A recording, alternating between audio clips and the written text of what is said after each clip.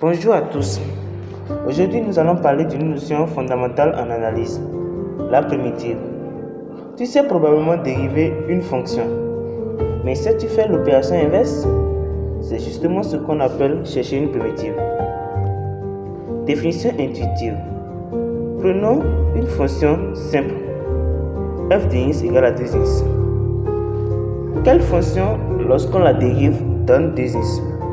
La réponse est grand F de x égale à x au carré, car grand F' de x est égal à 2x. On dit alors que grand F est une primitive de petit f. Définition mathématique. Une fonction grand F est une primitive de petit f sur un intervalle si grand F' de x est égal à petit f pour tout x de cet intervalle. Pourquoi parle-t-on de une primitive et non de la primitive? Parce que si grand F est une primitive, alors grand F de x plus c est aussi une primitive pour n'importe quelle constante c. Par exemple, x au carré plus 1, x au carré plus 10 ont toutes la même dérivée 2x.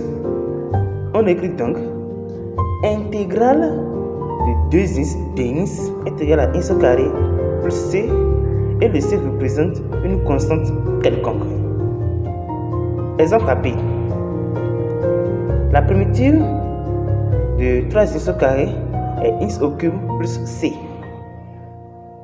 La primitive de cosinus de x est sinus de x plus c.